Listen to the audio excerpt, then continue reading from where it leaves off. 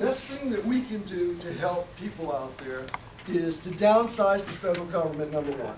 The less federal government in our lives, the better. Wasn't designed to do this. But now we're passing more authority on to, and agencies and departments are taking on more authority, even that we haven't passed it over, and making decisions.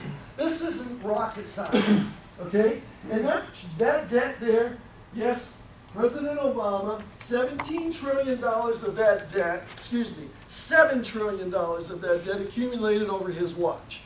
But you know something, there was $10 trillion before he became president. And I'm not coming to his defense, but over the last 50 years, 60 years, we have accumulated that debt. And here's what I say. I want to get the living presidents, Carter, Bush 1, Clinton, Bush 2, and Obama in a room, along with the speakers of the House and the leaders of the Senate for the past 40 or 50 years, and say, how dare you people allow us to get into that predicament? Right.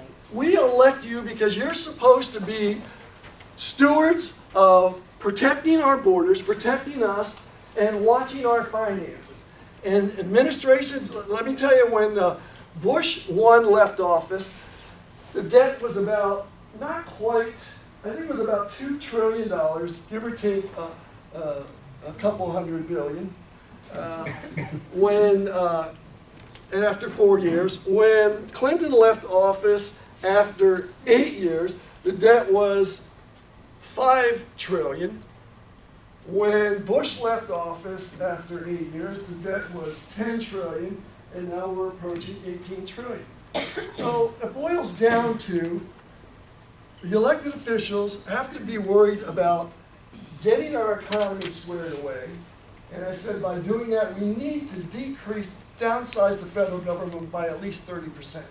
There are more people, in my opinion, that I've seen over the last 3 years now, walking around DC, getting 6 figures, doing not too much. Now there are people there that work their tails off as well, but this giant thing called government has grown so far out of proportion that I just saw an article the other day that the State Department issued $1 million for a piece of art in an embassy overseas. Well, I don't think the president made that decision. I don't even think the Secretary of State made that decision, but some underling bureaucrat made that decision. But who knows, because it's just so big, there's no track of it. So if we downsize the government, if we continue to keep taxes low and even make them lower, okay, and we start eliminating the agencies and the departments that aren't doing what they're designed to do, our expenses are going to come down.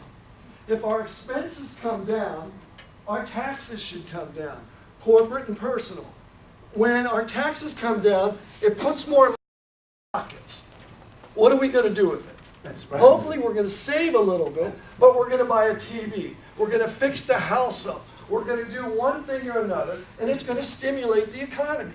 And if we stimulate the economy, and we need to buy, if we're buying refrigerators, the people who make them are going to have to manufacture more refrigerators. In order to do that, they're going to have to hire people and expand and create jobs. It's simple economics. But it's just so expensive to run the government at this point that we're just throwing good money after bad on a regular basis.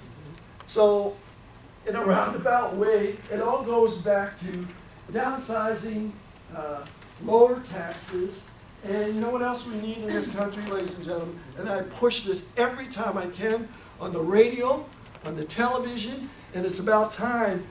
I would ask you to push it too, because there are 3 things in this country that are going to make a positive change in DC. But it's not going to happen until you people start raising Cain with your legislators in DC. We need term limits here in the United States for Senate members and for House members, because there are too many people.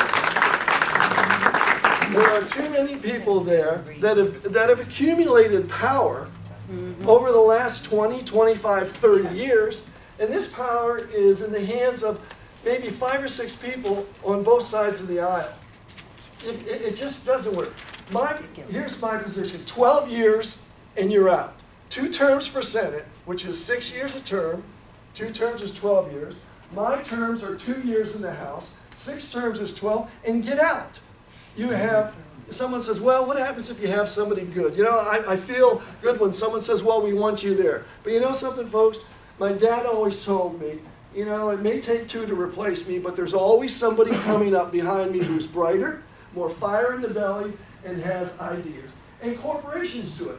8, 10 years, CEOs and presidents from corporations move. Why? Because they start to get stagnant. And with that kind of limitation, 12 years and you're out, then younger members of Congress, men and women, are going to have the opportunity to get into committee chairs and full committee chairs and leadership roles instead of having it wrapped up in just a handful of people. And if we would stop, and this would stop us from doing this, worried about getting reelected.